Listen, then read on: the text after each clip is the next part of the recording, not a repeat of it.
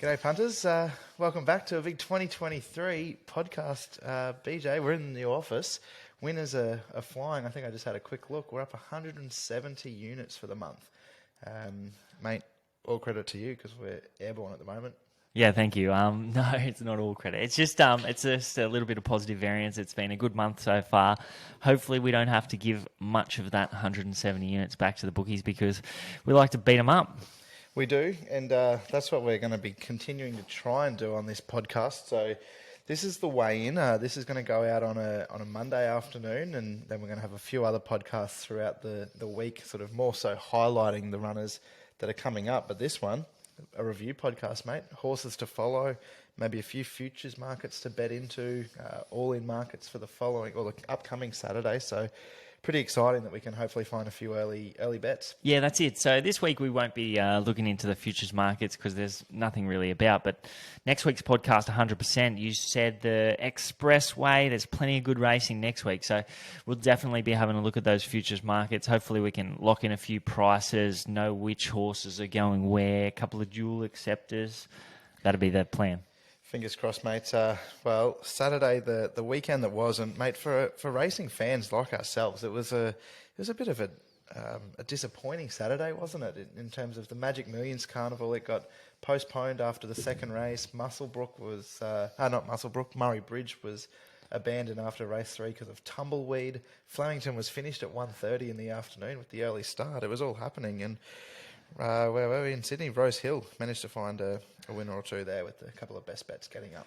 Yeah, it was one of those Saturdays. I've never heard of a meeting getting called off due to tumbleweeds, but yeah, it's an interesting one, really. It was really disappointing that the Magic Millions meeting got called off, but we are running it on Thursday, so that's something for the battlers. But yeah, there was hardly any rain on the Gold Coast leading up to that meeting, so I was expecting to be waking up to a good 4, and then I turned on the radio and they were giving the update, and it was a soft 6, and I was thinking, oh, geez, we haven't had that much rain, so something's going to miss, and apparently there was a leaking sprinkler. They had to move the fence. It was all just a bit of a schmozzle. It was. Schmozzle's a good word for it. Schmozzle, yeah, that's so right. I think for the punters that wanted to be at the track, Thursday, I just read this morning that it'll be free entry into the Gold Coast on Thursday afternoon. No refunded tickets for those of us that went on Saturday and aren't going to get there on Thursday, but that's all right. That's stiff. That's a bit stiff, I reckon. I feel for the people that have travelled. Like, coming from Brisbane to go to the races at the Gold Coast, not that much of a big deal, but I know a few blokes that flew up from Sydney, from Melbourne, all over the joint to get there, and, well, a weekend to just have a few drinks in the rain. Yeah, no, not ideal. Not ideal. Not ideal. But anyway, mate, we'll crack on. Rosehill on the weekend, it was a good 4. The rail is out 3 metres the entire. Some handy racing. There's a few horses that you're keen to follow, but your best bet, Colino, that was a nice winner in race 2. Came from a long way back. But, mate, race 3, the Tab Highway Handicap over 1,500 metres. EVOCATOR finished 8th, beaten 2.3 lengths, but he's the horse you want to be with. Yeah, it was good to get Colino home. It wasn't really run to suit. I thought the second horse was a bit stiff, with your blessing. But we won't put him in the black book. I think Colino will win more races. It was just perfect placement by Chris Waller, winning in that grade and then claiming with Dylan Gibbons. And Gibbons rode him like the best horse in the race. So Colino was way too good for them. But yeah, I thought this horse had absolutely no luck, EVOCATOR. I think he might be a country championships horse. The way he won first up, it was dynamic. He was slow to begin. It was a bit slow to begin here, so he's got to get his starts under control, but he landed in a decent spot. He recovered well to get probably just better than midfield, and then prior to the turn he just got shuffled back. He got shut out. He ended up close enough to last on the corner, and then he just didn't have any clear galloping room. He was on heels late. Highways are not bad races to find future winners. You see a lot of horses go back to the country grade and win at their next start. So I think he's definitely one that you'll want to put in your black book, and he can be winning at his next start. Even if he does come to highway grade, I want to follow him. Yeah, fair enough, mate. Mad not to, really, because it was a pretty bit of a bunched finish towards the end there. That the winner came up the fence, and like you say, EVOCATOR, not a great deal of luck. We'll go to the next race, race 4. It was a benchmark 78, run over the 1,350 metres. Ringmaster, he's a horse that's just come back. I suppose he's always shown a bit of ability. We saw him from memory. He won his maiden on the Sunshine Coast Poly Track as a long odds-on favourite that day, and he fell in. And then we saw him go to the Phoenix behind Political Debate, Sharp and Smart, and then went on to a JJ Atkins form in the spring. A little bit disappointing without a great deal of luck, but he's come back. He's won 2 races from 2 starts, and he did enough to beat a horse called Cosmic Minerva, who you want to follow. Yeah, Ringmaster, he's going well. As you said, he's won 2 from 2. He just landed in the absolute perfect spot here. I was with Four Valor. I thought he might be able to improve off his first up run. I think he got a 3.5 kilo weight swing on Ringmaster for a 1 length beaten margin first up. So I thought he was the one that was going to improve. Probably gone off 1 run early because they just didn't quicken on him.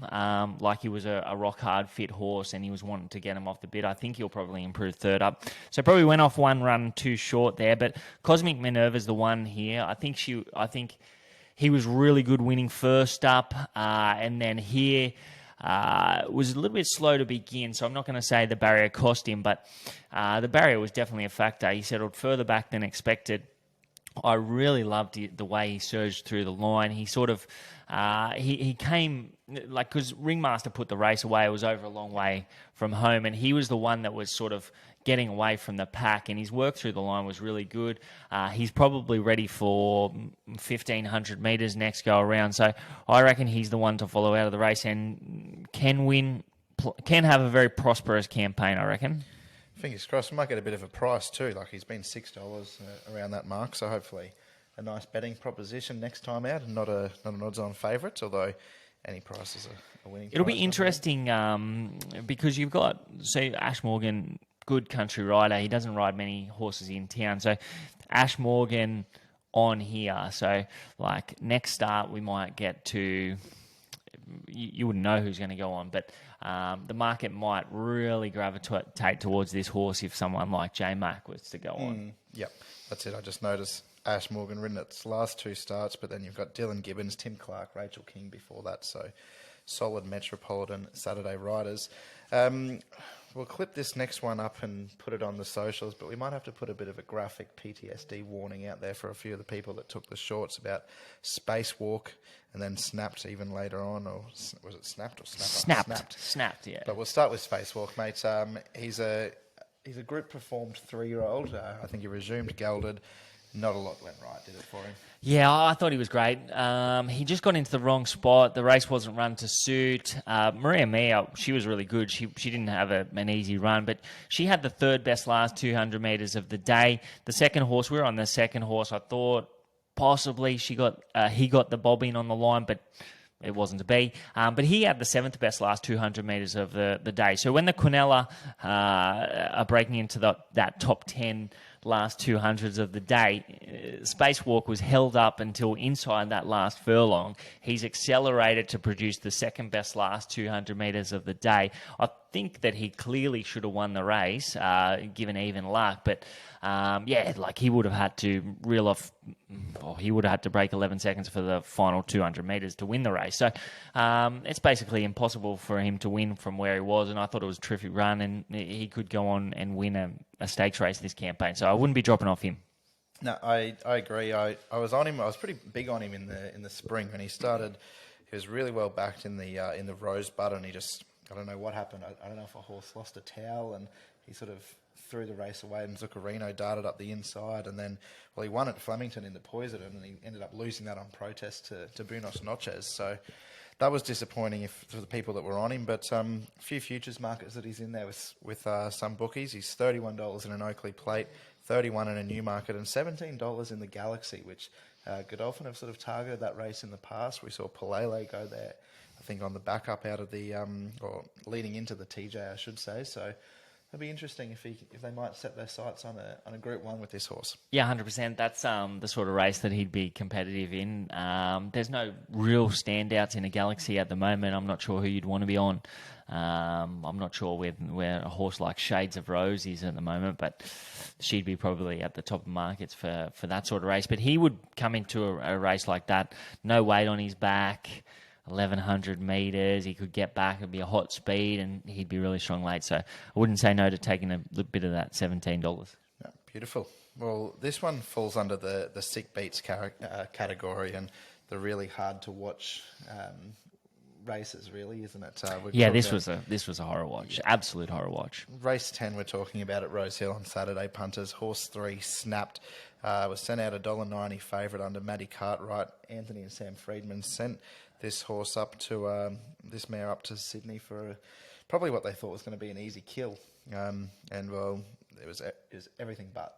Yeah, so first up, I think it was at Sandown, she drew wide and was slow to begin. They went back and she produced the best last 4 and 200 metres of the day to win. Previously to that, she'd been much closer to the lead speed when she's began cleanly. So I expected her to be much closer to the lead speed here.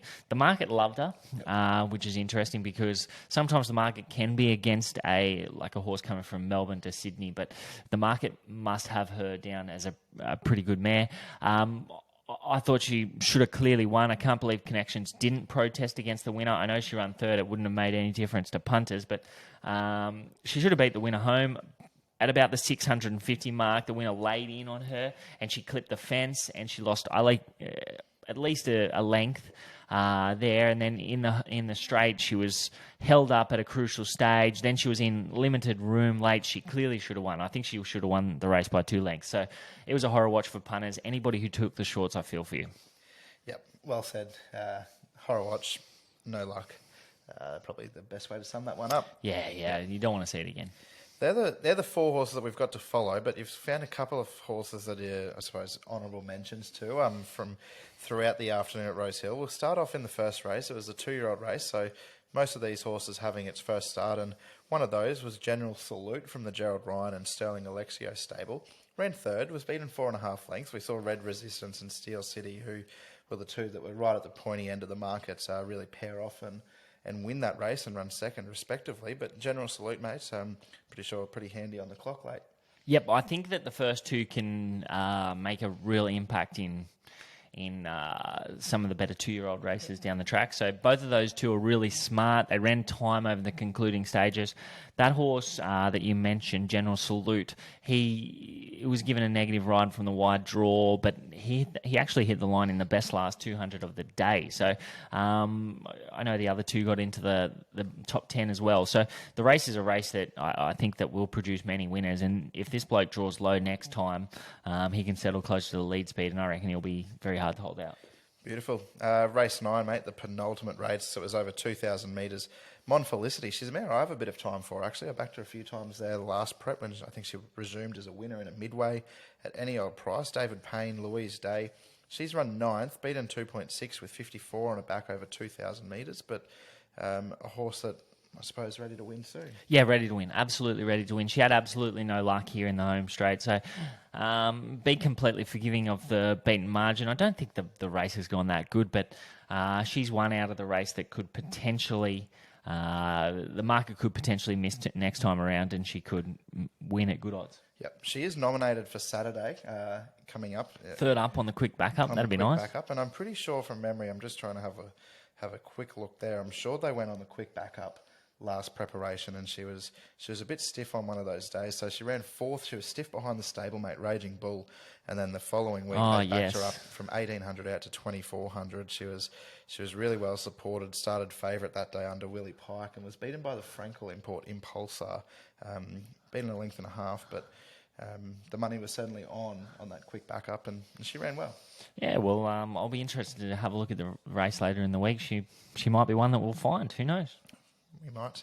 Mate, last race of the day, we've already mentioned it and talking about Snapped, but there's another horse that you wanted to give a bit of a quick special mention to, and that was Jewellery from the James Cummings stable. Beaten 2.2 lengths. She just never really... Well, she was never going to win from the position she was in, was she? Yeah, it wasn't run to suit. The market really liked her. I think she was $12 into about $7. So the market liked her. I think she was second up here. So I reckon she is absolutely ready to improve. She just got too far back in a slowly run race, and they zipped home. So she had absolutely no chance. But I did like the way she found the line. So I think she can win next start. Yep, beautiful. Well, that's the horses to follow on the special mentions out of Rosehill.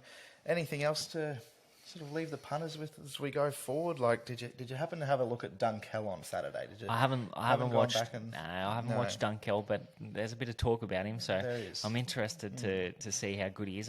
Did I hear Tasmanian Derby? It wouldn't shock me. I think the SA Derby is the main target. And it's Okay. trimmed up in the Sydney Derby markets. He's into $21 there. But this is a horse that he's had 4 starts, 3 wins in a second. He's been up a little while now because he had those runs in December and now January. So it'll be interesting from a time point of view to see how he does go getting to these derbies. Because Yeah, interesting. There. With that. do they tip him out and bring him back, or do they just go, well, we're just going to keep him in work and keep him winning? He's with Patrick Payne, isn't he? Yeah.